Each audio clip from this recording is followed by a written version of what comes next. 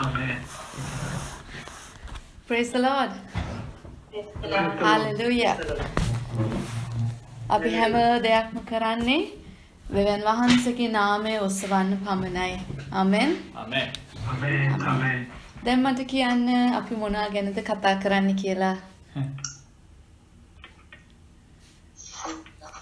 අපි මොනවද ඉගෙන ගන්නේ?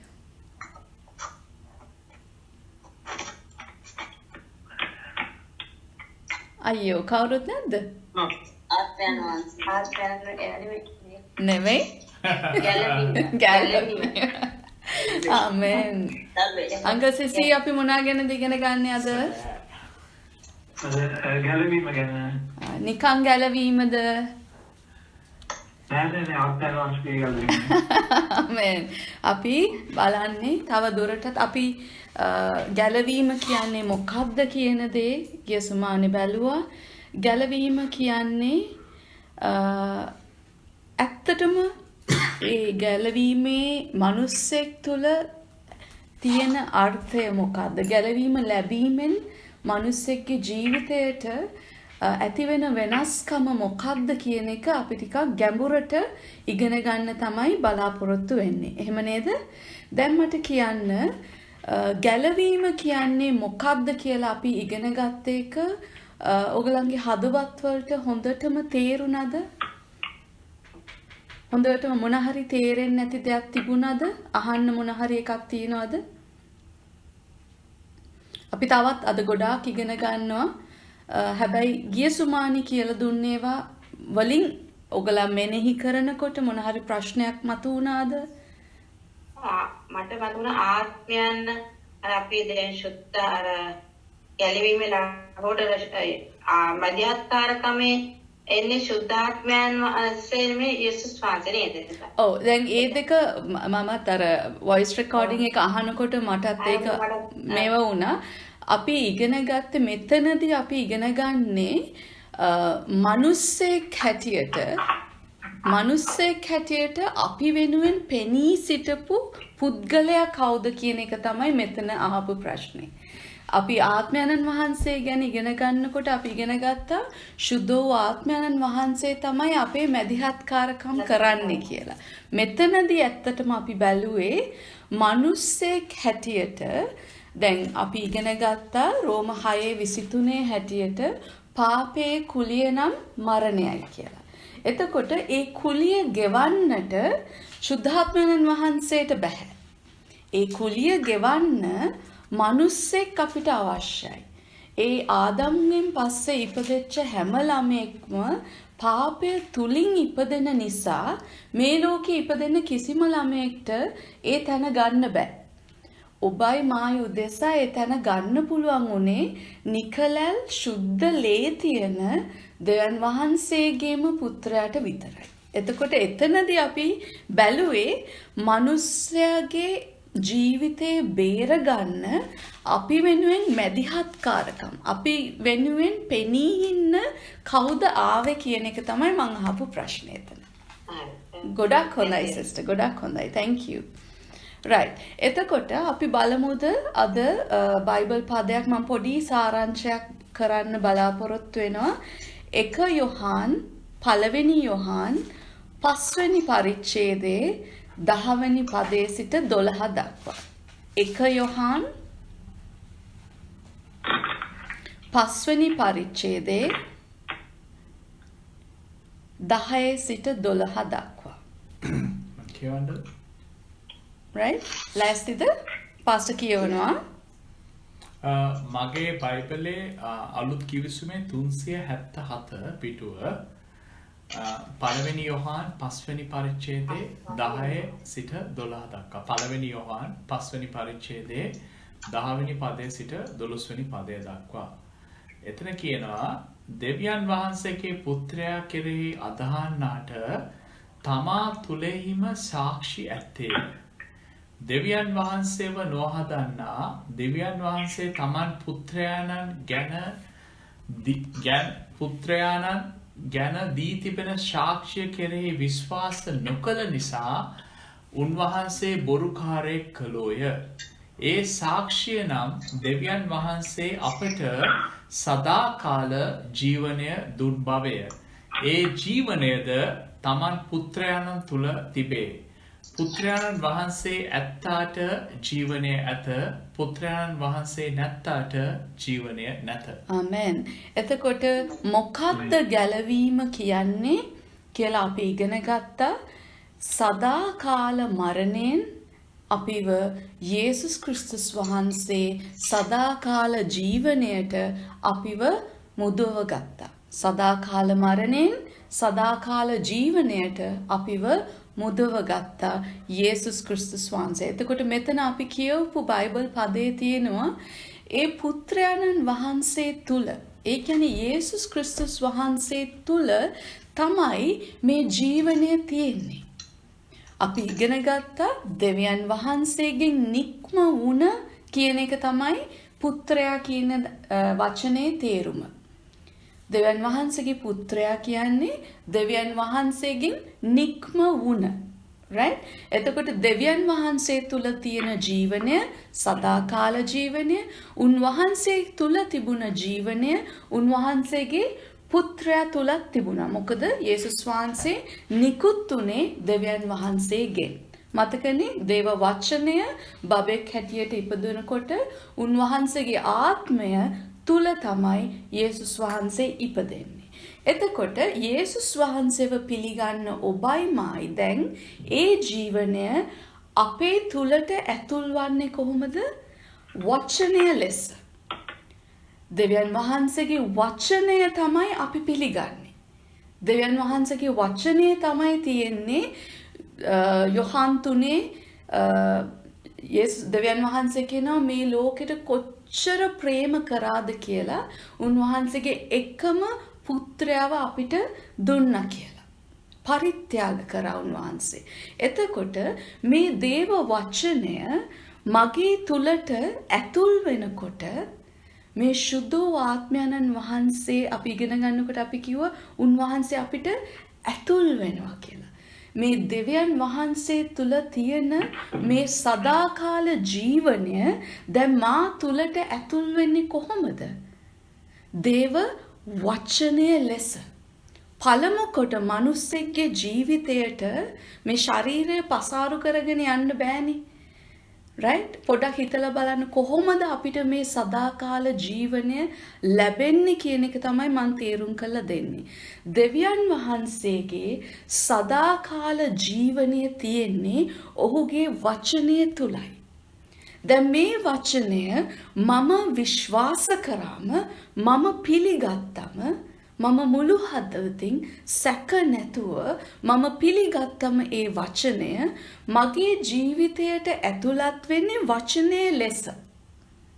දේව වචනය තුලින් තමයි මගේ ඇතුළාන්තයට දැන් දෙවියන් වහන්සේගේ ආත්මය ඇතුල් වෙන්නේ. මේ සදාකාල ජීවනය දැන් මගේ තුලට ඇතුල් වුණාම දේව වචනය ලෙස ඇතුල් වුණාට පස්සේ මා තුල ජීවත් වෙන්නේ දේව වචනය ලෙස නෙමෙයි. දෙවියන් වහන්සේ ලෙස තමයි උන්වහන්සේ ජීවත් වෙන්නේ. දැන් සදාකාල ජීවනය මගේ තුලට මිනිස්සෙක් තුලට ඇතුළත් වෙන්නේ කොයි විදියටද? වචනය ලෙස. by the word වචනය ලෙස තමයි අපේ ජීවිතයට ඇතුළත් වෙන්නේ. හැබැයි වචනය ලෙස නෙමෙයි ජීවත් වෙන්නේ. උන්වහන්සේ මා තුළ ජීවත් වෙන්නේ දෙවියන් වහන්සේ හැටියට. ආමෙන්. ඒක ලස්සන සත්‍යතාවයක් මේ දේ. උන්වහන්සේගේ සදාකාල ජීවනය අපිට ලැබෙන්නේ දේව වචනය තුළ. ආමෙන්. එතකොට අපි බලුවා මොකක්ද මේ සදාකාල ජීවනය කියන්නේ? අපි බලමු යොහාන් 3:15 ඉඳලා 18ට. සුද්ධ වූ යොහාන් පොතේ එක යොහාන් නෙමේ දැන් සුද්ධ වූ යොහාන් පොතේ 3 වෙනි පරිච්ඡේදයේ 15 සිට 18ට.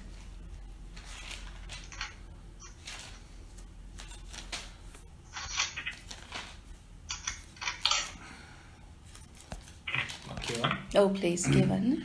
යොහන් තුන්වෙනි පරිච්ඡේදයේ 15 වෙනි පදයයි 16 වෙනි පදයයි 18 වෙනකම්. 18 වෙනකම් සමා වෙන. යොහන් 3 15 සිට 18 දක්වා එතන කියනවා උන්වහන්සේ කෙරෙහි අදාගන්න සෑමදෙනාම සදාකාල ජීවනය ලබන පිණිස ඔසවනු ලබන්ට ඕනෑයයි කීසේක. මක්නිසාද දෙවියන් වහන්සේ සුවකීය ඒකජාතක පුත්‍රයාණන් දෙන තරම් ලෝකයාට ප්‍රේම කළසේක. එසේ කළේ උන්වහන්සේ කෙරෙහි අදහා ගන්නා සෑමදෙනාම විනාශ නොවී සදාකාල ජීවනය ලබන පිණිසය. මක්නිසාද දෙවියන් වහන්සේ පුත්‍රයාණන් ලෝකෙට එව්වේ ලෝකයා විනිශ්චය කරන පිණිස නොව ලෝකයා උන්වහන්සේ කරුණ කොටගෙන ගලවනු ලබන පිණිසය. උන්වහන්සේ කෙරෙහි අදහ ගන්නා විනිශ්චය කරනු නොලබේ. අදහ නොගන්නා දෙවියන් වහන්සේගේ ඒකජාතක පුත්‍රයාගේ නාමය කෙරෙහි අදහ නොගෙන සිටින බැවින් දැනටම විනිශ්චය කරනු ලැබ සිටිති. ඒක හොඳට තේරෙනවානේ. මේ ලෝකෙට යේසුස් වහන්සේ ආවේ අපිව විනිශ්චය කරන්න නෙමෙයි. අපිව මුදව ගන්න. මොකද ලෝකය already condemn කරලා ඉවරයි. අපි බැලුවා ගිය සුමානේ Revelations පොතේ එලිදරව් පොතේ 20 වෙනි පරිච්ඡේදයේ 15 වෙනි පදය. අපි තව එක මොහොතකට ඒක බලමු ආයේ. ඒකේ කියනවා ආදම්ගෙන් පස්සේ ආදම්ගේ වැටීමෙන් පස්සේ මුළු මිනිස් සංහතියම what is condemned?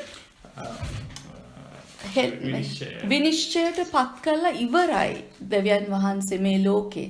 මනුස්ස සංහතිය දැන් යන්නේ ගිනි විලට. right?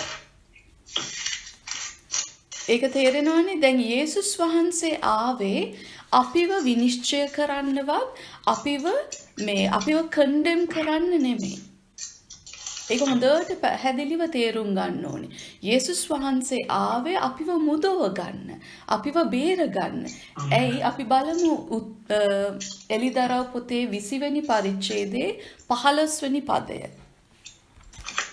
එලිදරව් 20 වෙනි පරිච්ඡේදයේ 15 වෙනි පදය බයිබලයේ අන්තිම පොත.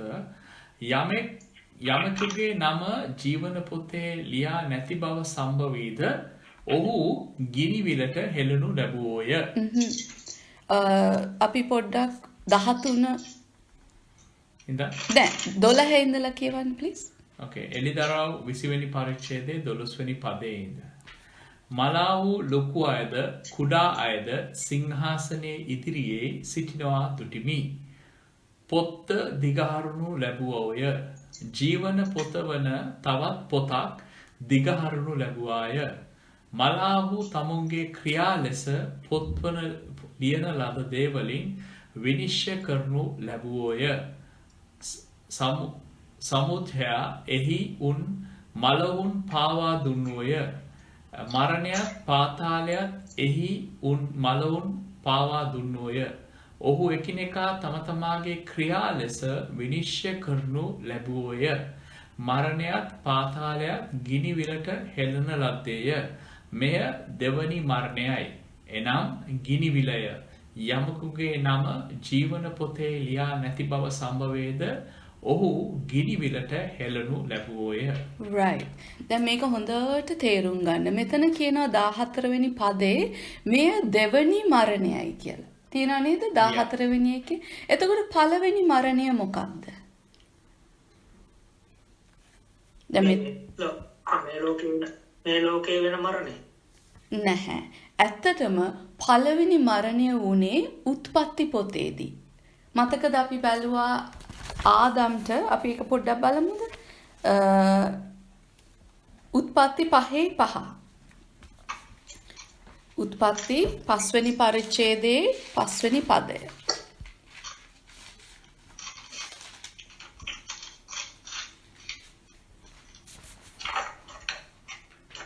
උත්පත්ති 5 වෙනි පරිච්ඡේදයේ 5 වෙනි පදය.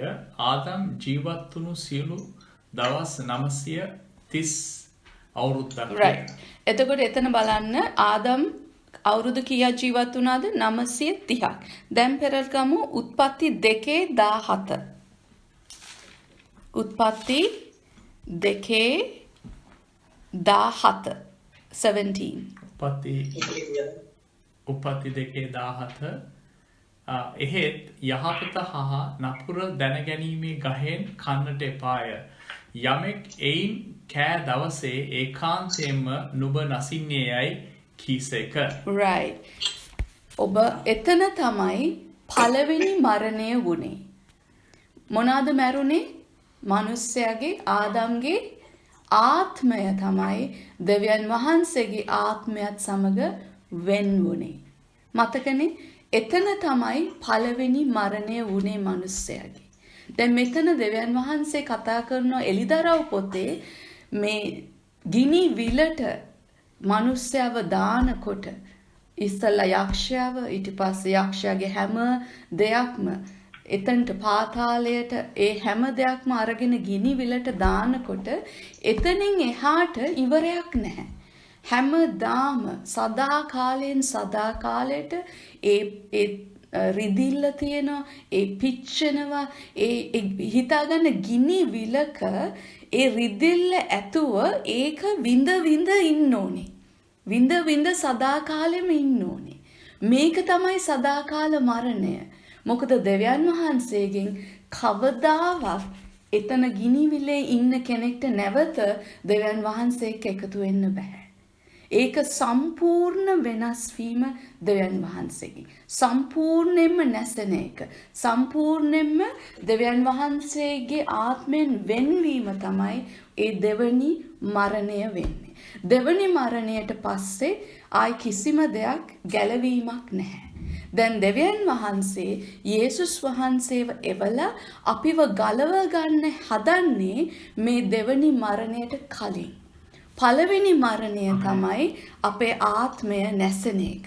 ආදම්ගේ ආත්මය දෙවියන් වහන්සේගේ වචනයට පිටුපාපු නිසා ඔහු නැසුණා. එතන 5 වෙනි පරිච්ඡේදයේ 5 කිව්වා ඔහු දැන් මේ දේවල් කිව්වට පස්සේ දෙවියන් වහන්සේ නුඹ මැරෙනවා කියලා කිව්වට පස්සේ ඔහු අවුරුදු 930ක් ජීවත් වුණා.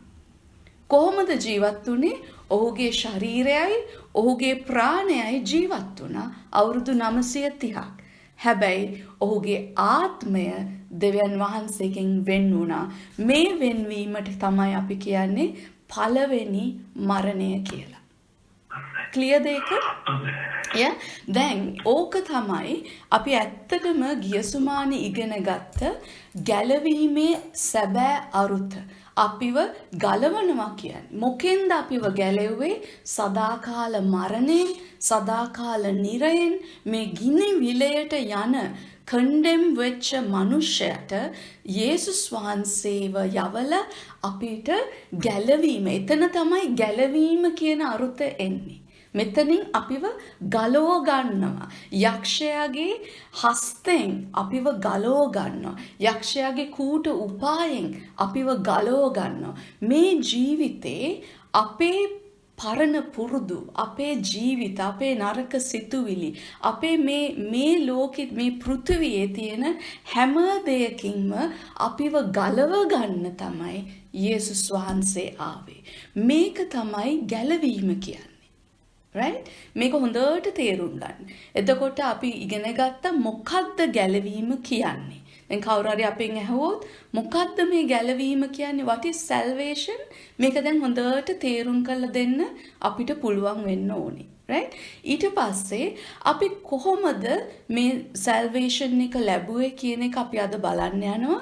ඒ වගේම අපි ගිය සුමානේ ඉගෙන ගත්තා අපි යේසුස් වහන්සේ කොහොමද අපි ගැලවීම ලබන්නේ? අපි රෝම පොතේ 10 වෙනි පරිච්ඡේදයේ 9 වෙනි පදය. අපි ඒකත් බලමුද? රෝම 10:9 සිට 10.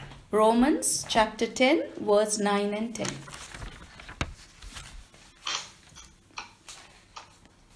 Shall I read? Yes, please.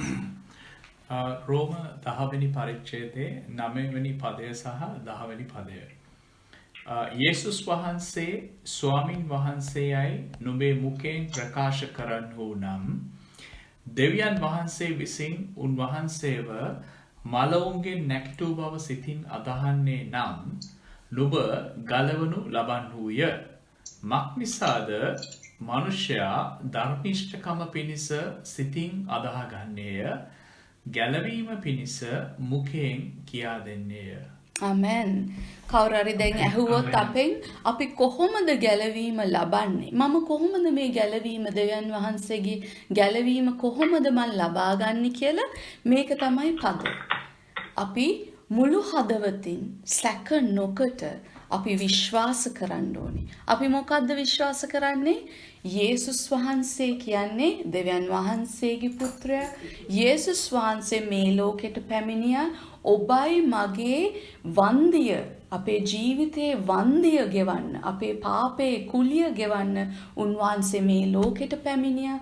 උන්වහන්සේ කුරුසිපත් වුණා, උන්වහන්සේ මැරුණා. උන්වහන්සේ තුන්වෙනිදා දෙවියන් වහන්සේගේ බලයෙන් සුදු ආත්මයන් වහන්සේ කරන කොටගෙන උන්වහන්සේ මරණයෙන් උත්ථානය කරා දෙවියන් වහන්සේ. අද යේසුස් වහන්සේ ජීවතුන් අතර ජීවමානව සිටිනවා. උන්වහන්සේ අද දෙවියන් වහන්සේ සමග සදාකාල ජීවනය තුල ජීවත් වෙනවා.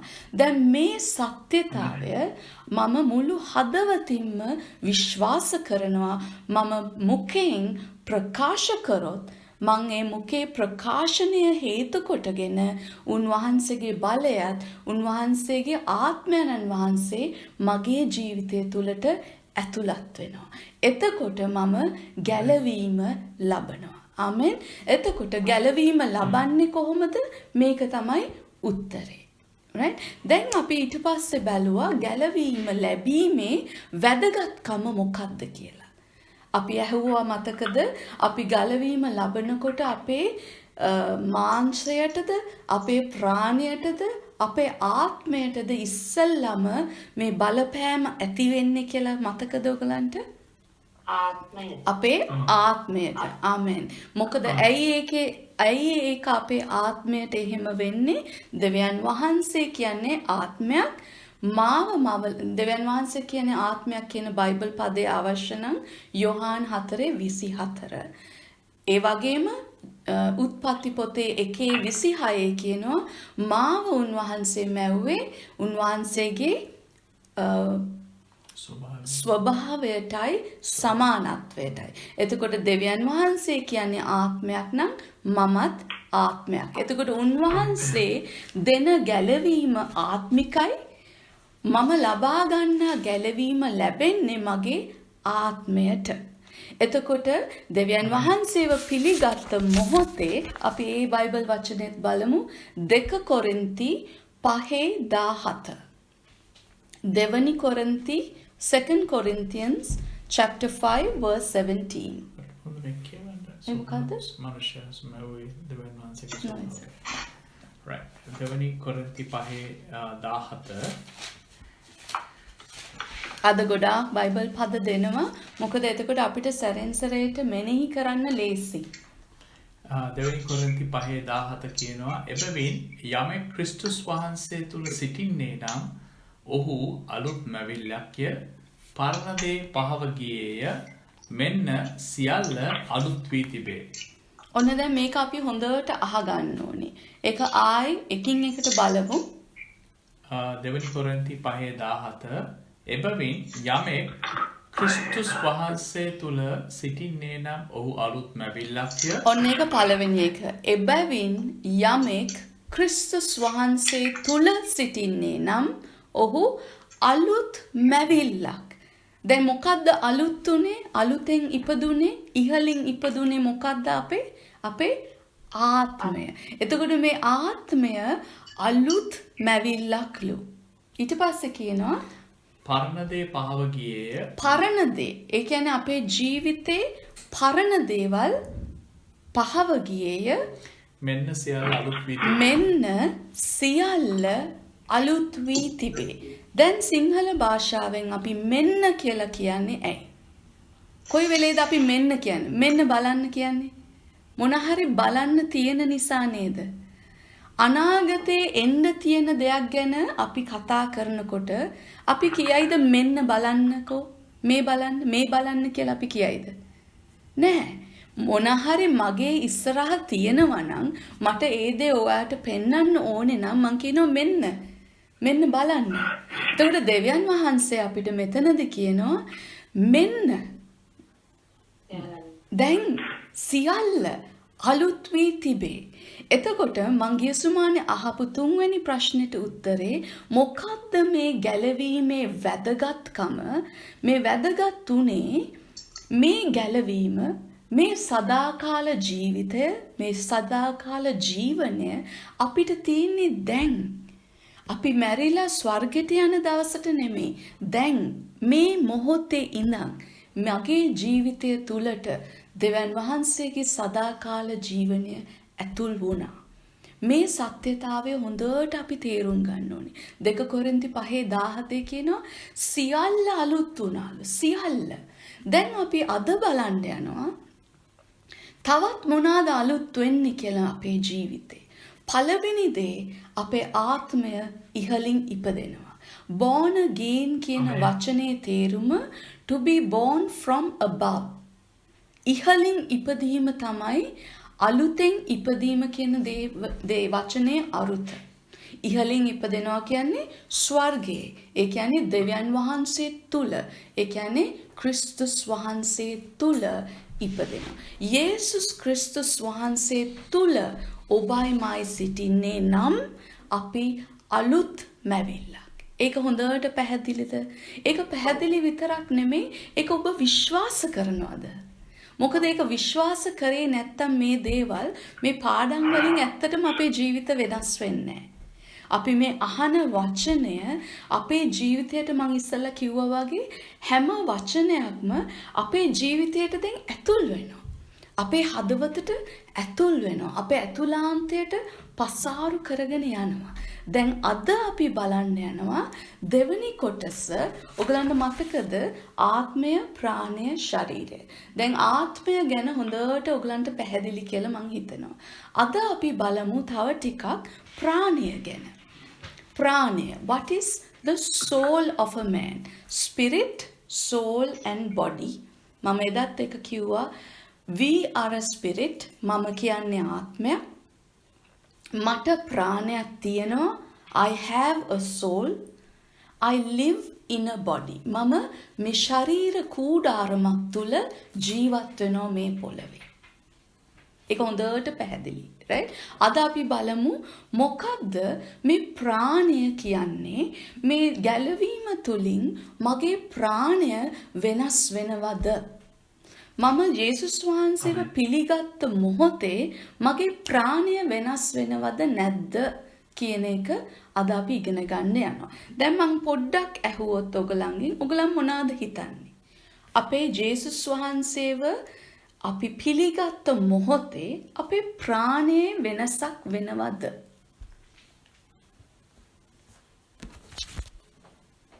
Philippians 2:12 මොනවාද හිතන්නේ? අංකල් සිසිල් මොකද හිතන්නේ? වෙනසක් සිදු වෙනවානේ. අන්ට සින්තියා? මාත් වෙනසක් සිදු වෙනවා. වෙනසක් එනවා. වෙනවා? ප්‍රාණයව. සිසිල්. සුනිල්. ආනේ කියන එකේ වෙනසක් සිදු වෙන්නේ නැහැ. Jenny, any thoughts? I think yes. Yeah? Because we control our temper, our desires. Mm-hmm. So I think yes. Okay. මං අද එහෙනම් අපි පොඩ්ඩක් බලමු පිලිප්පි පොතේ Philippians දෙවනි පරිච්ඡේදයේ 12 වෙනි පදය. Philippians 2 verse 12.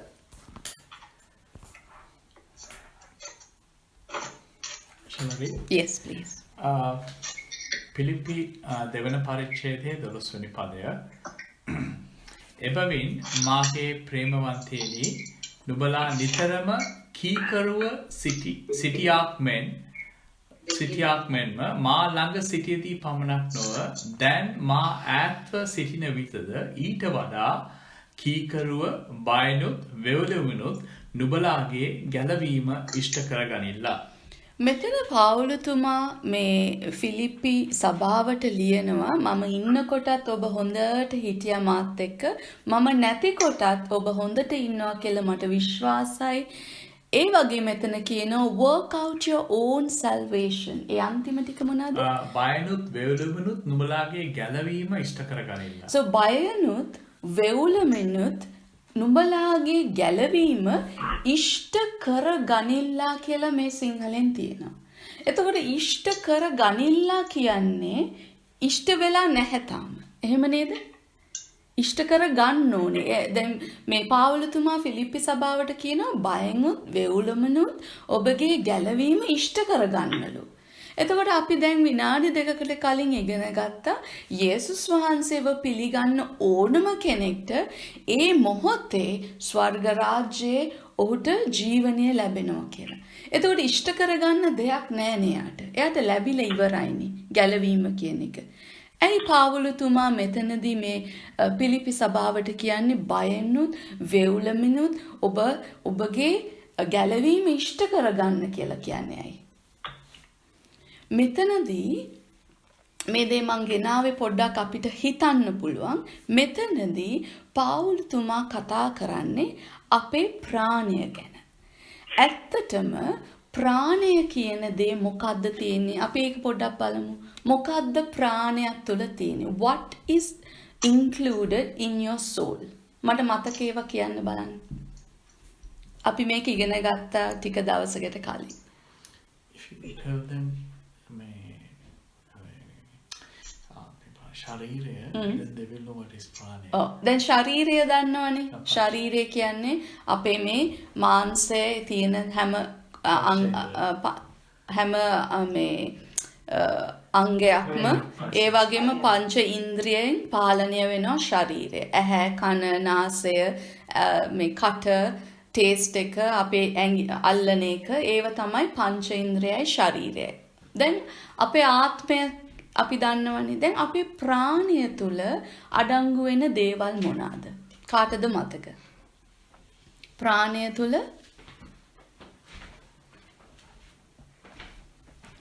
සුනිල්ට මතක ඇති. නේ? පළවෙනි දේ මනස. අපේ මනස, අපේ සිතුවිලි, අපේ බුද්ධිය, our intellect. So first, sorry? එතකොට අපේ මනස, our mind, අපේ මං කිව්වේ සිතුවිලි, our thoughts, අපේ බුද්ධිය, අපේ intelligence එක, our intellect. ඊට පස්සේ තියෙනවා තවත් අපේ හැඟීම්, අපේ emotions තියෙන්නේ ප්‍රාණය තුල. ඒ වගේම අපේ කැමැත්ත තියෙන්නේ මේ ප්‍රාණය තුල. කැමැත්ත, our will. තව අපි බැලුවොත් අපේ ප්‍රාණය තුල තියෙනවා අපේ personality එක. මගේ ගති ලක්ෂණ මොකද්ද? ඒ ගති ලක්ෂණ තියෙන්නේ මගේ ශරීරයේ නෙමෙයිනේ. ඒ ගති ලක්ෂණය personality කියන එක තියෙන්නේ ඔබේ ප්‍රාණය තුල. තවත් අපේ තේරුම් ගැනීමේ හැකියාව තියෙන්නේ අපේ ප්‍රාණය තුල. යමක් තේරුම් ගන්න පුළුවන් හැකියාව තියෙන්නේ ඔබේ ශරීරයේ අංගයකට නෙමෙයි. අවයවයකට නෙමෙයි. ඒක තියෙන්නේ ඔබේ ප්‍රාණයේ. ඒ වගේම that is the ability to discern things. ඒ වගේම අපි තර්ක කරනවා නේද?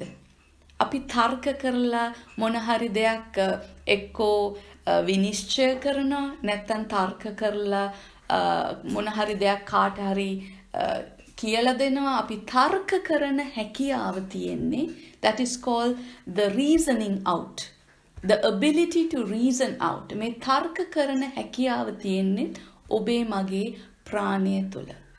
දැන් අපි මේ බලපුවා පොඩ්ඩක් ආයෙ බලමු. අපේ මනස, අපේ බුද්ධිය, අපේ සිතුවිලි, අපේ තර්ක කිරීම, අපේ හැඟීම් සහ අපේ කැමැත්ත. මේ දේවල් හොඳට කල්පනා කරලා බැලුවොත් ඇත්තටම ඒ දේවල් අපේ ශරීරයට අඩංගු වෙලා නැහනේ. ඒ කියන්නේ අක්මාවෙන් නෙමෙයිනේ තර්ක කිරීම එන්නේ. වකුගඩු වලින් නෙමෙයිනේ කැමැත්ත එන්නේ. නේ? මේ දේවල් තමයි ඔබේ ප්‍රාණයට අඩංගු වෙන්නේ. දැන් මේ ප්‍රාණයට ඔබේ මනසට, ඔබේ බුද්ධියට, ඔබේ ඉන්ටෙලිජන්ස් එකට, ඔබේ කැමැත්තට මේ දේවල් එකපාරටම යේසුස් වහන්සේව පිළිගත් මොහොතේ ඔබ වෙනස් වීමක් වෙන්නේ නැහැ. ඉමීඩියට් මං ඒ ප්‍රශ්නේ පොඩි ට්‍රික් ක්වෙස්චන් එකක් ඇහුවේ ඇත්තටම. එක මොහොතේ එක සැනයකින් ඔබේ ආත්මය වෙනස් වුණානේ. ඔබේ ආත්මය අලුතෙන් ඉපදුනා. ඒ එක සැනයකින් වෙච්ච විදියට ඔබේ ප්‍රාණය වෙන්නේ නැහැ. පැහැදිලිද? දැන් අපි මොනවාද කරන්නේ? අපි බලමු. රෝම පොතේ 12 වෙනි පරිච්ඡේදයේ 2 වෙනි පදය. රෝම පොතේ 12 වෙනි පරිච්ඡේදයේ 2 වෙනි පදය. Romans 12 verse 2.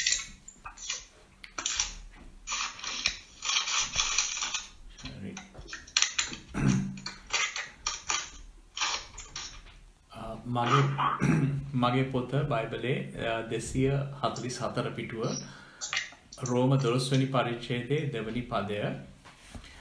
නුඹලා මේ ලෝකේ ආකාරයට සමාන නොවි දෙවියන් වහන්සේගේ කැමැත්ත එනම් යහපත් වූ පිළිගත යුතු වූ සම්පූර්ණ දෙය කුමක්ද කියා දැනගන්නා පිණිස සිත අලුත් කර ගැනීමෙන් අන්‍යාකාර ඇත්තෝ ඔබයල්ලා. ඒක තේරුණාද? අපි සිත දැන් සිත කොතනද තියෙන්නේ? අපි සිත අලුත් කරගන්න ඕනේ. අපි තව බලමු හෙබ්‍රේව පොතේ 10 වෙනි පරිච්ඡේදයේ 38යි 39යි. මෙතනද කියන්නේ මේ ප්‍රාණය දැන් අපි කොහොමද වෙනස් කරන්නේ කියන දේ තමයි අපි බලන්නේ දැන්. හෙබ්‍රේව පොතේ 10 වෙනි පරිච්ඡේදයේ 38යි 39යි. Hebrews 10:38 and 39. මගේ පිටුව 349 අලුත් කියවීම 349 හෙබ්‍රේව පොතේ 10 වෙනි පරිච්ඡේදයේ අන්තිම දෙක 38 සහ 39. ඉඳින් මාගේ ධර්මිෂ්ඨයා ඇදහිල්ලෙන් ජීවත් වේ. නමුත් ඔහු පසුබට වන්නේ නම් මාගේ ආත්මය ඔහු කෙරේ ප්‍රසන්න නැත.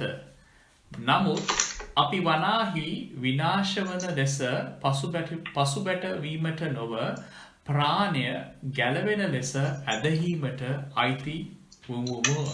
right. දැන් කවුරු හරි අපෙන් ඇහුවොත් ඔබේ ආත්මය දැන් ගැලවුණා. දැන් ඔබේ ප්‍රාණය ගැලවෙන්න ඕනේද?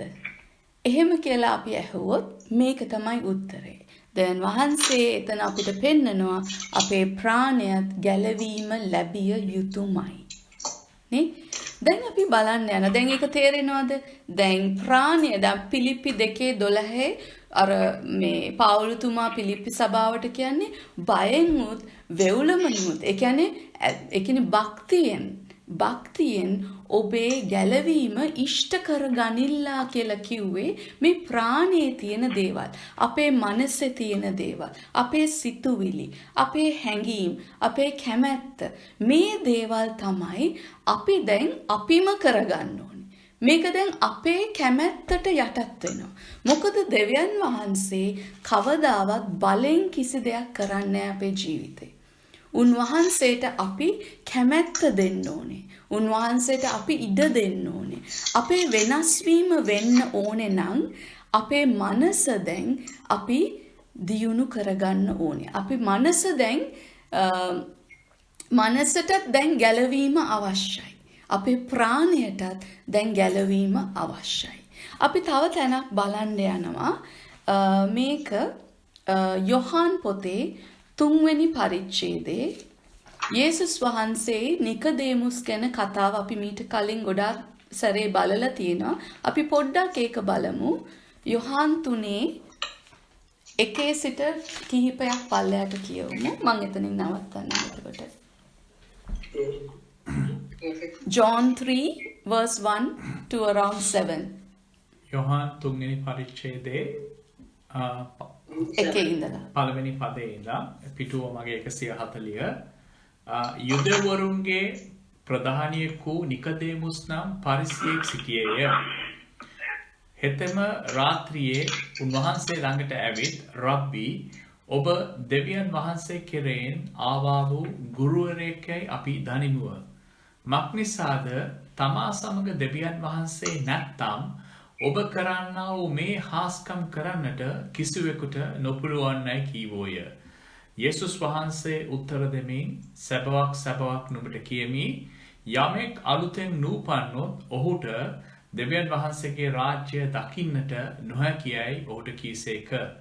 නිකදේමුස් උන්වහන්සේට කතා කොට මිනිසෙක් මහලුව සිටියදී උපදින්න පුළුවන් කොහොමද? දෙවැනි වර මව් කුසට ඇතුල්ව උපදින්න පුළුවන් දැයි උන්වහන්සේට කීවෝය. යේසුස් වහන්සේ උත්තර දෙමින් සැබවක් නුඹට කියමි යමෙක් වතුරෙන්ද ආත්මයන්ගෙන්ද නූපන්නොත් ඔහුට දෙවියන් වහන්සේගේ රාජ්‍යයට ඇතුල් වෙන්නට බැරිය. මාංශයෙන් උපදින දේ මාංශය, ආත්මයෙන් උපදින දේ ආත්මය. නුඹලා අලුතෙන් උපදින්න ඕනෑයි මා කීවාට පුදුම නොවන්න. ආමෙන්. මෙතනදී නිකදේමුස් යේසුස් වහන්සේගෙන් අහනවා මේ දෙවියන් වහන්සේගේ රාජ්‍යයෙන් දෙවියන් වහන්සේ එක්ක ඉන්න කෙනෙක් කියලා අපිට හොඳට තේරෙනවා. මොකද යේසුස් වහන්සේ ඒ වෙනකොට ගොඩාක් මිරකල්ස් කරා. හාස්කම් ගොඩාක් කරා. මිනිස්සුන්ව කොරුන් ඇවිද්දුවා, අන්ධයන්ට පෙනීම ලබා දුන්නා. උන්වහන්සේ ගොඩාක් හාස්කම් කරගෙන ඉඳිද්දි තමයි නිකදේමුස් ගිහිල්ලා යේසුස් වහන්සේ එක්ක මේ කතා බහක් ඇති කරගන්නේ. එතකොට නිකදේමුස් දෙවියන් වහන්සේ ඔබ සමග නැත්තම් ඔබට මේ දේවල් කරන්න බෑ කියලා යේසුස් වහන්සේට කියනකොට යේසුස් වහන්සේ කියනවා 3 වෙනි පදේ සැබවක් නුඹට කියමි නුඹ මොනවද එතන කියන්නේ අලුතෙන් නූපන්නොත් ස්වර්ග රාජ්‍යය නුඹට නුඹලාට රාජ්‍ය දකින්න. අන්න සිංහල වචනේ වැදගත් වචනේ ඒ පදේ නුඹටයි මටයි ස්වර්ග රාජ්‍යය දකින්නට බැහැලු. ඔන්න පළවෙනි ක්ලූ එක අපිට තියෙන. යේසුස් වහන්සේගේ වචනෙන් අපි ඉගෙන ගන්න යන පළවෙනි දේ ස්වර්ග රාජ්‍ය කියන්නේ සත්‍යයක්. ස්වර්ග රාජ්‍ය කියලා තැනක් අපිට පිළියෙල කරලා තියෙනවා යේසුස් වහන්සේ. මේ ස්වර්ග රාජ්‍ය දකින්නවා කියන්නේ මොකක්ද? දැන් නිකදේමුස් හිතන්න, දැන් නිකදේමුස් මිනිස්සෙක්, වයසක මිනිස්සෙක්. ඔහු දැන් යේසුස් වහන්සේ කියනවා නිකදේමුස් නුඹ අලුතෙන් ඉපදෙන්න ඕනේ ස්වර්ග රාජ්‍ය දකින්න නම්. පස්වෙනි පදයේ යේසුස් වහන්සේ කියනවා නුඹ වතුරෙන්ද ආත්මයෙන්ද ඉපදුනේ නැත්තම් නුඹ ස්වර්ග රාජ්‍යයට ඇතුල් වෙන්නේ නැහැ කියලා. දැන් ඔතන කොටස් දෙකක් තියෙනවා. පළවෙනි කොටස ඔබ පලනකොට අපි ස්වර්ග රාජ්‍ය දකින්න ඕනේ. ඔය දැකපු මිනිස්සෙක්ට විතරයි ඇතුල් වෙන්න පුළුවන්. දැන් මේකේ මොනවාද තේරුම?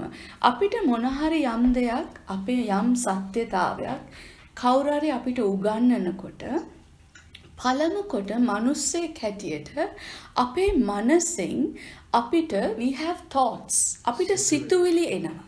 දැන් කවුරු හරි මට කියලා දෙනවා නම් දැන් ගැලවීම ගැන මම ඔයගලන්ට කියලා දෙන දේවල් පළමු කොට ඔබගේ මනසට සිතුවිල්ලක් පැමිණෙනවා. ඇත්තද? ඇත්තටම ස්වර්ග රාජ්‍යයක් තියනවාද? මේක මොන වගේ තැනක්ද? ස්වර්ග රාජ්‍යයක් ගැන අපි එතකොට අපේ මනසේ සිතුවිල්ලක් ඇති වෙනව නේද? දැන් යේසුස් වහන්සේ කියනවා පළමු කොට ඔබට මේ දේ දකින්න ඕනේ කියලා. එතකොට අපි කොහොමද ස්වර්ග රාජ්‍යය ඉස්සලාම දකින්නේ? අපි දකින්නේ අපේ සිතුවිල්ලෙන්. We have thoughts. අපි ඉස්සල්ලාම දකින්න ඕනේ අපේ ඇතුලාන්තෙන්. මතකද මං කිව්වා ඇතුලාන්ත මිනිස්සයයි පිටස්තර මිනිස්සයයි කියලා. දැන් පිටස්තර මිනිස්සයා අපේ ඒ කියන්නේ අපේ මේ ශරීරය පිටස්තර මිනිස්සයා ස්වර්ග රාජ්‍යයට ඇතුල් වෙන්න නම් කවදා හරි අපි මැරුණ දවසකට නැත්නම් අපි යේසුස් වහන්සේගේ දෙවනි පැමිණීමේදී අපිව ඔසවා ගත්ත දවසකට අපි ස්වර්ග රාජ්‍යයට ඇතුල් වෙන්න නම් අපේ ඇතුළාන්ත මනුස්සයා ඒ කියන්නේ අපේ ආත්මයයි ප්‍රාණයයි දෙකම පළමු කොට ස්වර්ග රාජ්‍යය දැකලා ඉන්න ඕනි. අපි කොහොමද දකින්නේ යම් කිසි දෙයක් අපේ thoughts වලින් අපේ සිතුවලින්. Our mind is so powerful that it first creates thoughts. ඉස්සල්ලාම අපේ මනසට සිතුවිලි මතුවෙනවා. ඒ සිතුවිල්ල තුල තමයි ඊට පස්සේ ඒක සත්‍යයක් බවට පරිවර්තනය වෙන්නේ. මේ සිතුවිල්ල සත්‍යයක් බවට පරිවර්තනය වුණාට පස්සේ තමයි ඒ දේ තුලට අපිට ඇතුල් වෙන්න පුළුවන් වෙන්නේ. ඒක පැහැදිලිද? එතකොට මම මේ කතාව ගෙනාපු හේතුව නම් අපේ ප්‍රාණය අපි ගැලවීම ලබන්න නම් අපි පළමු කොට අපේ සිතුවිලි දෙවියන් වහන්සේ කරා යොමු කරන්න ඕනේ. අපේ සිතුවිලි අපේ සිතුවිල්ල කොහොමද දැන් අපි දෙවියන් වහන්සේ කරා ගෙනියන්නේ? අපි බලමු ක්‍රියාපොතේ 17 වෙනි පරිච්ඡේදය. Acts chapter 17. 10 වෙනි පදයයි 11 වෙනි පදයයි. ක්‍රියා 17 10යි 11යි. මගේ පිටුව 207 අලුත් කියුසුමේ ක්‍රියා 17 වෙනි පරිච්ඡේදයේ 10 වෙනි පදය 10 and 11. 10 වෙනි පදය 11 වෙනි පදයයි. එතන කියනවා පොඩ්ඩක් එතන කියනවා ඒ වෙලේම සහෝදරයෝ රාත්‍රියේ පාවුල් සහ සීලස් බෙරියට ඇරියෝය. ඔහු එහි පැමිණ යුදෙව්වරුන්ගේ සිනගෝගයට ඇතුල් වූය. ඔහු තෙසලෝනිකයෙහි අයවලුන්ට වඩා උතුම් වූය. මක්නිසාද ඔහු මේ කාරණ මෙසේ දැයි දැනගන්නා පිණිස දවස්පතා ලියවිලි සොයමින් සිතේ මුළු කැමැත්තෙන් වචනය පිළිගත්තුවය. දැන් පාවුලුතුමා කියනවා ඉස්සල්ලා එයා බෙරිය කියන ස්ථානයේ හිටපු මිනිස්සුયો ගැන කියනවා මේ මිනිස්සයන් තෙසලෝනිකාවේ හිටපු මිනිස්සයන්ට වඩා මොනවාද? they are more noble in English. අයවලුන්ට වඩා උතුම් වූය. ඔවුන් උතුම් වුණාලු. දැන් පාවුලුතුමා ගමෙන් ගමට රටින් රටට පාවුලුතුමයි අනිත් යේසුස් වහන්සේගේ ගෝලයන්ුයි ඒ හැම කෙනාම යේසුස් වහන්සේගේ වචනය අරගෙන හැම තැනම උගන්වමින් යනවා. මේ උගන්වමින් යනකොට බෙරිය කියන ස්ථානයට ඇවිල්ලා ඒ මිනිස්සුන්ට පාවුලුතුමා කියනවා මෙතන ඉන්න මිනිස්සු බෙරියාවේ ඉන්න කට්ටිය තෙසලෝනිකාවේ ඉන්න කට්ටියට වඩා උතුම්ලු. ඇයි උතුම් වුණේ කියලා අද පොඩ්ඩක් බලමුද? ඇයි ඒගොල්ලන් උතුම් කියලා සැලකුවේ? මක්නිසාද ඔහු මේ කාරණ මෙසේ තැයි දැනගන්නා පිණිස දවස්පතා ලියවිලි සොයමින් සිතේ මුළු කැමැත්තෙන් වචනය පිළිගත්තේය. සිතේ මුළු කැමැත්තෙන්. අන්න ඒක තමයි මට අවශ්‍ය වචනේ. ඔවුන් ලියවිලි සෙව්වා කියන්නේ දේව වචනය ඒගොල්ලන් හදාරුවා. බයිබලයේ කියවලා මේක ඇත්තද මේ කියන කතන්දර ඇත්තද කියලා ඒගොල්ලන් ලියවිලි හෙව්වල. ඒගොල්ලන් ඒ කාලේ තිබුණේ ටෝරා එකනේ. ඒ ටෝරා එකේ ඒගොල්ලන්ගේ Jewish temple වල තාම ඒ scrolls තිබුණා. ඉතින් මේගොල්ලන් නිතර දේව මන්දිරයට ගිහිල්ලා ඒ රබ්බිවරු ඒව කියවනවා. ඒ කාලේ ඒගොල්ලන්ට බයිබලයක් තිබුණේ අපිට වගේ. ඒ වුණාට ඒ ලියවලි ඒ රබ්බිවරු ඒ ලියලා තියෙන ඒවා මේගොල්ලන් හොයලා බලනවා මේ ගෝලියෝ යේසුස් වහන්සේගේ ගෝලියෝ කියන කතන්දර ඇත්තද නැද්ද කියලා. ඒ වගේම ඔවුන්ගේ සිත ගැන මොනවද එතන තියෙන වචනේ? ඔගේ සිතේ මුළු කැමැත්තෙන් වචනය පිළිගත්තලු. ආමෙන්. මේ සිතේ කැමැත්ත තියෙන්නේ කොතනද දැන් අපේ ප්‍රාණය තුල. දැන් මම මේ ගේන හැම බයිබල් වචනයක්ම මම ගේන්නේ ප්‍රාණය ගැන උගන්වන්න. ඔබේ සිතේ මං ඉස්සෙල්ලා අපි ඉගෙන ගත්ත යොහාන් පොතේ 3 වෙනි පරිච්ඡේදයේ පළමු කොට අපේ සිතුවිලි අපි දකින්න ඕනේ. අපි දේව රාජ්‍ය සත්‍යයක් කියලා, අපි යේසුස් වහන්සේ ආවේ සත්‍යයක්, අපි යේසුස් වහන්සේ ගැන මේ හැම දෙයක්ම ඉගෙන ගන්න දේවල් ඇත්ත කියලා අපි ඉස්සෙල්ලා අපේ සිතුවිල්ලෙන් දකින්න ඕනේ. ඒ දකින සිතුවිල්ල දැන් අපි සත්‍යයක් බවට පත් කරන්නේ කොහොමද? අපේ සිතේ කැමැත්තෙන් අපි විශ්වාස කරන්න ඕනේ. අපේ සිතේ කැමැත්තෙන් මේ කියන වචන අපි විශ්වාස කරන්න ඕනේ. දැන් මේ විශ්වාස කරන වචනය මොකද්ද වෙන්නේ අපේ ජීවිතේට? ඒකත් අපි බලමු. හෙබ්‍රේව පොතේ 4 වෙනි පදයේ 4 වෙනි පරිච්ඡේදයේ 12 වෙනි පදය. Hebrews chapter 4 verse 12. මගේ බයිබලයේ පිටුව 341 හෙබ්‍රේව 4 වෙනි පරිච්ඡේදයේ 12 වෙනි පදය. 12 වෙනි පදය. මක්නිසාද දෙවියන් වහන්සේගේ වචනය ජීවමානය. මක්නිසාද දෙවියන් වහන්සේගේ වචනය ජීවමානයිලු. තව බලවත්ය, කොයිම දෙමුවත් කඩුවකටත් වඩා තියුණුය, ප්‍රාණය හා ආත්මයද සන්ධි සහ ඇටමිදුළුද වෙන් කරන තරමට වඩා කාවදින්නේය. සිතේ සිතුවිලිද අදහස්ත විමසන්නේය. ආමෙන්. උන්වහන්සේ ඉදිරියේ ප්‍රකාශන වූ කිසි මැවිල්ලක් නැත. Let's see. දේව වචනය මට මෙතන තියෙන අවශ්‍ය කරන වචනය වල දේව වචනය ඔබගේ ප්‍රාණයත් ඔබගේ ආත්මයක් වෙන් කරන්න තරම් ඒකේ බලයක් තියෙනවලු. දැන් ඔයාගේ ආත්මේ ප්‍රාණය වෙන් කරන්න ඕනේ නැහැ අපිට. ඒ වුණාට කොච්චර බලයක් තියනවද කියන එක තමයි මෙතනින් අපි තහවුරු කරන්නේ. දෙවියන් වහන්සේගේ වචනයට ඒක ජීවමානයි. දෙවියන් වහන්සේගේ වචනය ජීවමානයි. මේ ජීවමාන වූ වචනය ඔබේ ප්‍රාණයට ඔබ කැමැත්තෙන් ඔබ විශ්වාස කරොත් it says අන්තිම ටිකේ මොනවද කියන්නේ? The thoughts and intents of your heart. සිතේ සිතුවිලිද අදහස්ත විමසන්නේ. ඔබේ සිතේ තියෙන සිතුවිලි ඔබේ අදහස් විමසන්න පුළුවන් දෙවියන් වහන්සේගේ වචනයටලු. දැන් අපි කියනවා හැමතිස්සෙම දේව වචනය කියවන්න, දේව වචනය කියවන්න, දේව වචනය විශ්වාස කරන්න, දේව වචනය මෙනෙහි කරන්න, දේව වචනය තමන්ගේ ජීවිතයට අදාළ කරගන්න. ඇයි මේ කියන්නේ? මේ කාරණා නිසා. ඔබේ සිතේ පළමු කොට අපිට තියෙන මේ අපි දකින්නේ, අපි දේව රාජ්‍ය දකින්න ඕනේ. අපි දකින්නේ අපේ සිතෙන්. ඒ සිතේ තියෙන ඒ සිතුවිලි, ඒ අදහස්, ඒ හැම දෙයක්ම අපේ ආත්මයට අපි දැන් මේ දෙක කනෙක්ට් කරන්න ඕනේ. අපේ ආත්මයයි අපේ ප්‍රාණයයි. දැන් මතක තියාගන්න, ඔයාගේ ආත්මය තියෙනවා, ඔයාගේ ශරීරය තියෙනවා. මේ ආත්මයයි ශරීරයයි අතර සංධි කරන දේ තමයි ඔබේ ප්‍රාණය.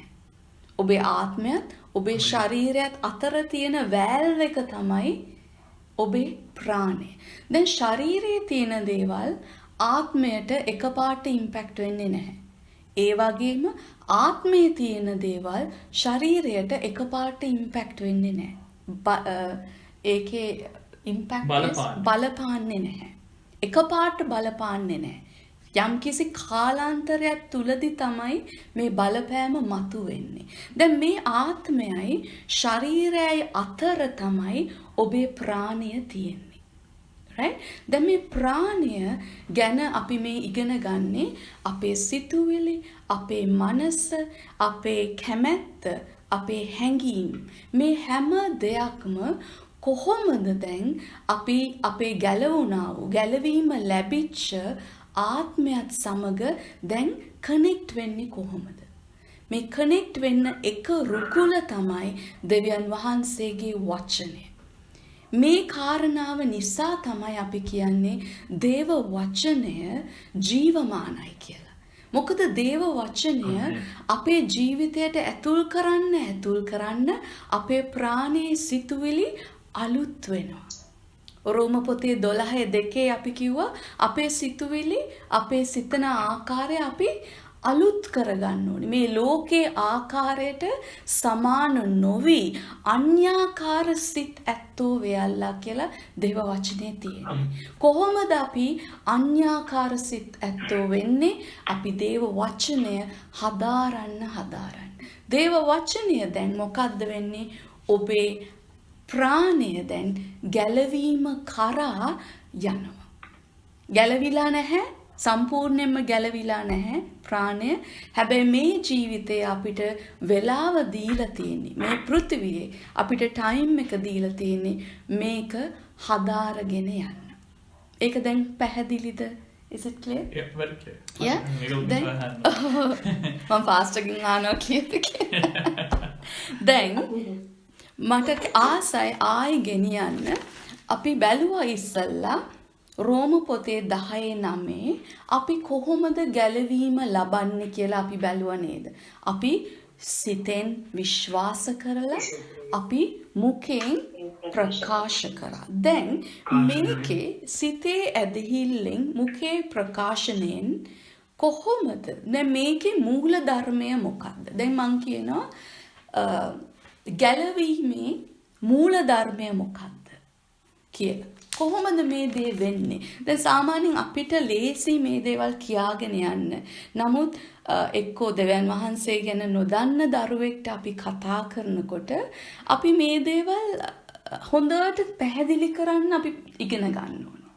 දැන් මේ ගැලවීමේ මූල ධර්මය මොකක්ද? ඇයි දෙවියන් වහන්සේ කියන්නේ සිතෙන් විශ්වාස කරන්න, මුඛයෙන් ප්‍රකාශ කරන්න?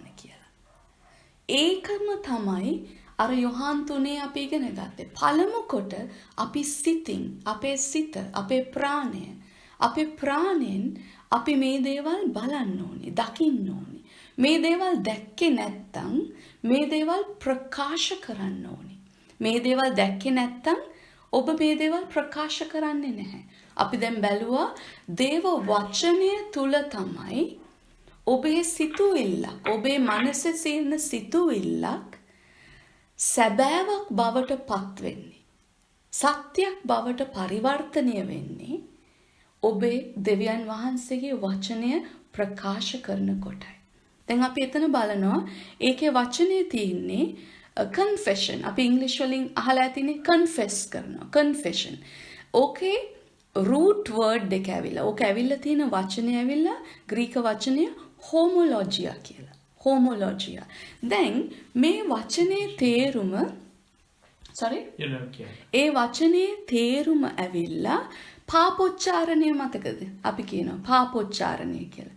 දැන් ඕක ඉස්සර පරණ ගිවිසුමේ ඉඳලා දෙවියන් වහන්සේගේ දරුවෝ මේ උගන්වපු දෙයක් තමයි පාපොච්චාර. ඔබේ පව් වලට ඔබ පාපොච්චාරණය වෙන්න ඕන. ඔබ පාපයට ඔබ සමාව ඉල්ල ගන්න ඕනි කියන එක. දැන් මේ ඇත්තටම මේ පාපොච්චාරණයේ තේරුම වැරදියට තේරුම් ගත්ත කට්ටිය තමයි කියන්නේ අපි ඒක නැවත නැවත කියන්න ඕනි කියලා.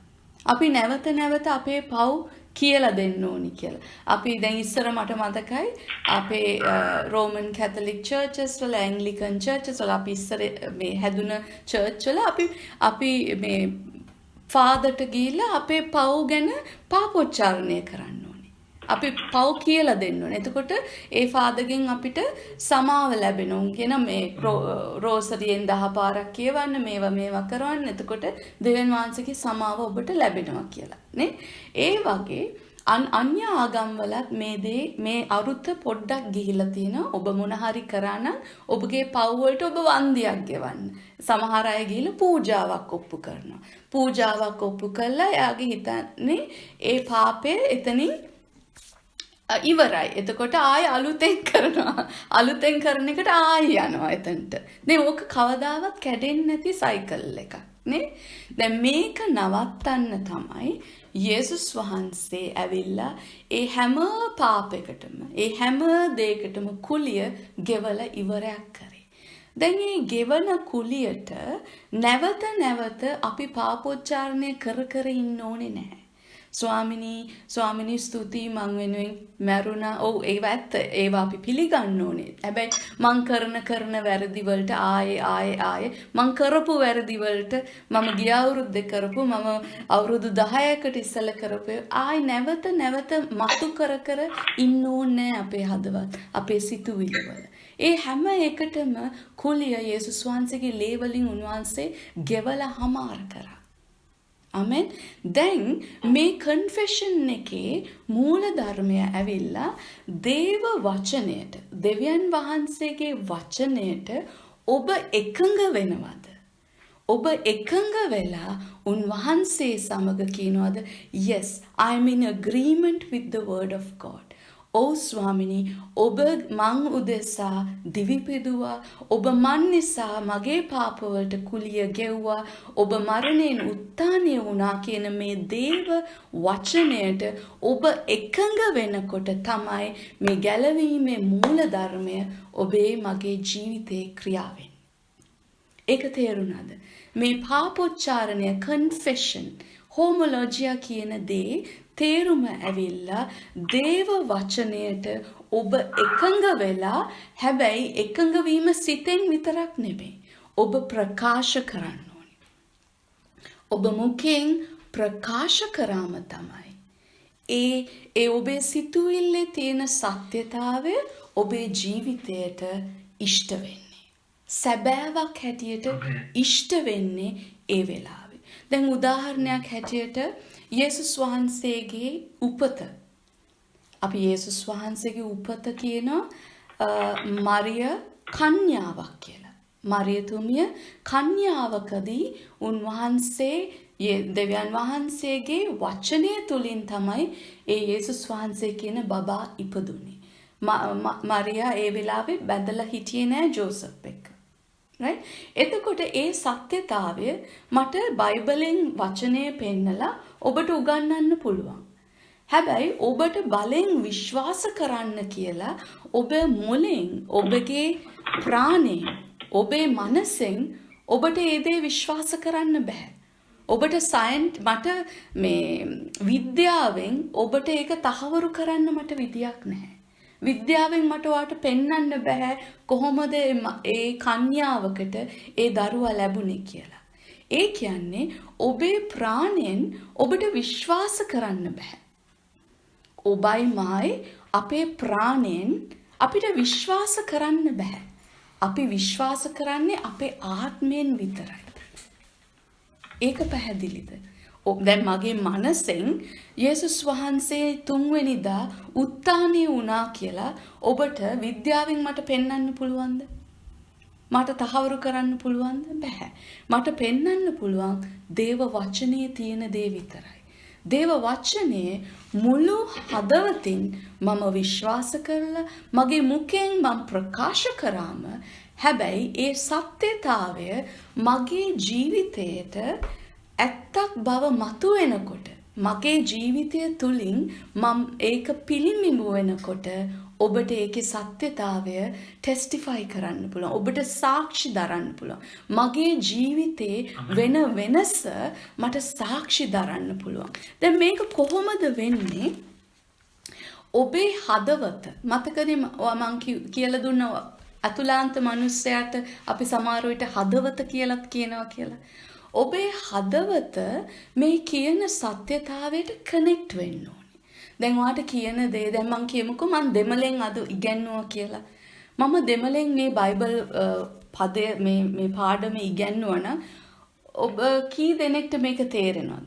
මේවි එක්කෙනෙක්ට දෙන්නෙක්ට තේරෙයි. අනිත් කට්ටිය දැන් දෙමළ තේරෙන්නේ නැති කට්ටිය මොකද කරන්නේ?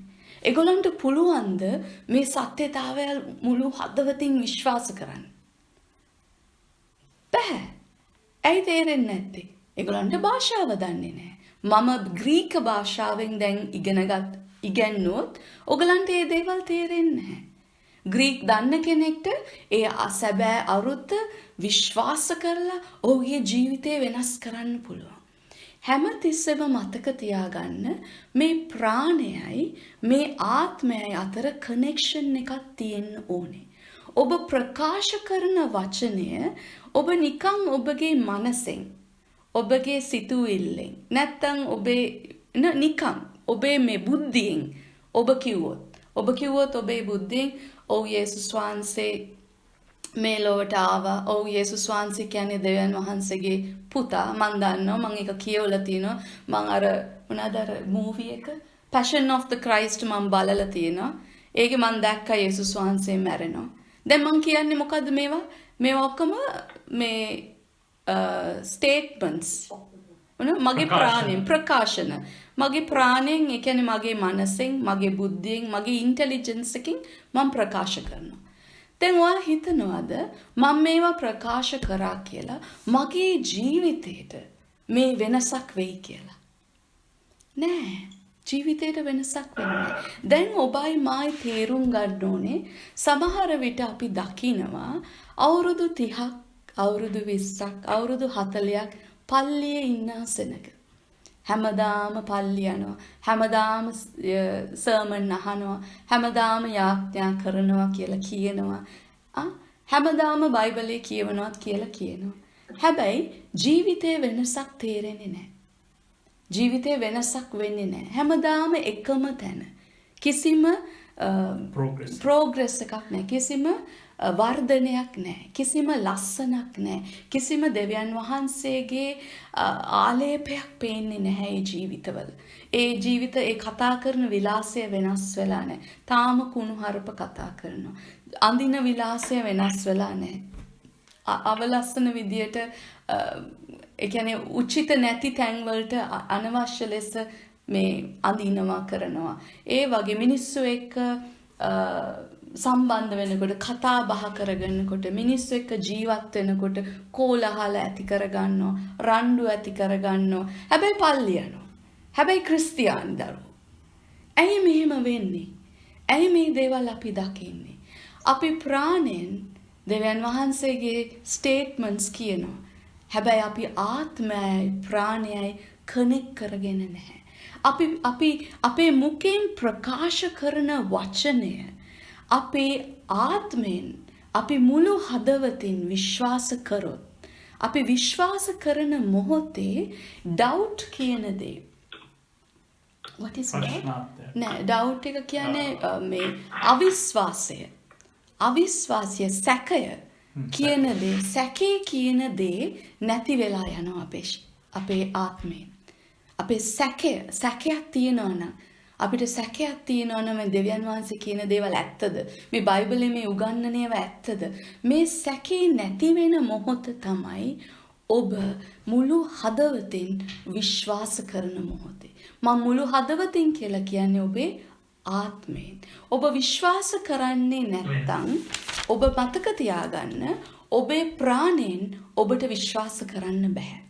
ඔබේ මනසෙන් ඔබේ බුද්ධියෙන් ඔබේ ඉන්ටෙලිජන්ස් එකෙන් ඔබ තර්ක කරලා ඔබට විශ්වාසයක් මතුවෙන්නේ නැහැ.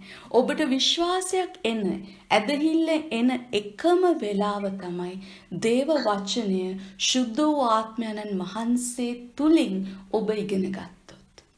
ශුද්ධ වූ ආත්මයන්න් වහන්සේ නැතුව ඔබටයි මටයි මේ කිසිම අරුතක් මේ කිසිම ඇත්තක් අපේ ජීවිතයට අපි විශ්වාස කරන්නේ නැහැ කියලා අපි ඉගෙන ගත්තා. ආමෙන්. එතකොට අද මට කියලා දෙන්න ආස වුණේ ඔබේ ප්‍රාණය ගැන. ඔබේ ප්‍රාණය තියෙන ස්ටේජ් එක. ඔබේ ප්‍රාණය ඇත්තටම ගැලවීම ලබනවද? ඔව්, ගැලවීම ලැබිය යුතුයි. හැබැයි ඒක එකපාරට වෙන්නේ නැහැ. මේ ප්‍රාණය කියන දේ ඔබ ටිකින් ටික ඩිවලොප් කරන්න ඕනේ. ඔබ වර්ධනය කරන්න ඕනේ. මේ ප්‍රාණය වර්ධනය කරන එකම විදිය ඇවිල්ලා දෙවියන් වහන්සේගේ වචනය ඔබේ මනසට නිතර වැටෙන්න ඕනේ. ඔබේ මනසට නිතර දේව වචනය වැටෙනකොට ඔබේ සිතුවිලි දෙවියන් වහන්සේගේ රාජ්‍ය කරා යොමු වෙනවා. ඔබේ සිතුවිලි දෙවියන් වහන්සේගේ රාජ්‍ය කරා යොමු වෙනකොට ඔබේ හදවතේ තියෙන අවිශ්වාස ගතිය නැති වෙනවා. ඔබේ සැකය නැති වෙනවා. ඔබේ සැකය නැති වුණ මොහොතේ ඔබේ මොනවාද මතුවෙන්නේ? ඔබට faith එක. faith is ඇදහිල්ල. ඇදහිල්ල කියන දේ ඔබේ හදවත තුල ඉපදෙනවා. ඒ ඇදහිල්ල තමයි ඔබව next stage එකට ඔබව ගෙනියන්නේ. ඔබේ ප්‍රාණය වර්ධනය වෙනවා ආත්මයත් එක්කම එකින් එකට. ඔබගේ මනස, ඔබගේ සිතුවිලි, ඔබගේ බුද්ධිය පවා වෙනස් කරන්න පුළුවන්. ඔබේ ඉන්ටෙලිජන්ස් එක පවා ඔබ දැකලා ඇති මගේ ජීවිතය, අපේ ජීවිතය අපි දකිනවා අපේ දරුවන් මේ ලෝකයේ දරුවන්ට වඩා වෙනස්. ඔබයි මායි දෙවියන් වහන්සේව විශ්වාස කරනවා නම් අපේ ජීවිත, අපේ පෞල් ජීවිත අන්‍ය මේ ලෝකේ තියෙන ජීවිතයට වඩා වෙනස්. අපේ පවුලේ ජීවිත, අපේ දරුවන්ගේ ජීවිත ගොඩ නැගෙනවා. ඇයි ගොඩ නැගෙන්නේ? අපි නිතර මේ සිතුවිලි, මේ අවකාශයේ අපි නිතර මේ දෙවියන් වහන්සේගේ ඇදහිල්ලේ වචන ප්‍රකාශ කරනවා. ඇදහිල්ලේ වචන ප්‍රකාශ කරනකොට ඔබේ ජීවිත ඔබේ වෙනස් වෙනවා. ඔබේ ජීවිත සම්පූර්ණයෙන්ම ඇතුළාන්තයෙන් පිටස්තරයට තමයි වෙනස් වෙන්න ඕනේ. ඔබ පිටින් මොන හරි කරනවා නම් ඒක පොඩි කාලයකින් නැති වෙලා යනවා. ඔබ පිටින් මොන හරි යම්කිසි දෙයක් ලබා ගන්නවා නම් ඒක චූටි කාලයක් තමයි තියෙන්නේ. ඒක తాවකාලිකයි. නමුත් ඔබේ ආත්මයෙන්, ඔබේ ඇතුළාන්තයෙන් ඔබ යම්කිසි දෙයක් මේ යොහාන් පොතේ 4 වෙනි පදයේ කියනවා අර ගංගාවක් හැටියට, උල්පතක් හැටියට ඔබ තුලින් නික්මෙනවා කියලා. ඔබ තුලින් නික්මෙන ඒ ආත්මය, ඔබ තුලින් නික්වෙන දේව වචනේ. මුලදී ඔබ නිකාං කියනවා ඇති දේව වචනේ කියවන්න. කමන්නේ කියවන්න. ඔබ හිතනවා නම් ඔබට තේරෙන්නේ නැහැ කියලා. ඇත්තට මේක බොරුවක්. මොකද ඔබ මනසෙන් ඔබට තේරුම් ගන්න නෙමෙයි මෙතන කියන්නේ. ඔබ පිළිගන්න ඕනේ, ඔබ ඒ ග්‍රහණය කරගන්න ඕනේ ඔබේ ආත්මය. මතක තියාගන්න, ඔබේ ආත්මය තමයි ඔබ වර්ධනය කරගන්න ඕනේ. ඔබ ආත්මය වර්ධනය කරන්න ඔබේ මනසයි, ඔබේ සිතුවිල්ලයි, ඔබේ ඉතුරු ජීවිත වෙනස් වෙනවා. ආමෙන්. අපි එන සුමානේ බලමු. මේ ගැලවීම ඔබේ ශරීරයට, මතකද? ආත්මය, ප්‍රාණය, ශරීරය. අපි ආත්මය ගැන ගිය සුමානේ ඉගෙන ගත්තා. අද ප්‍රාණය ගැන ඉගෙන ගත්තා. එන සුමානේ අපි ශරීරයට වෙන බලපෑම, දෙවියන් වහන්සේගේ ගැලවීම තුළින් අපේ ශරීරයට වෙන බලපෑම මොකක්ද කියන එක අපි බලන්න යනවා. ආමෙන්. ආමෙන්. Amen. Now, wait, my turn if I...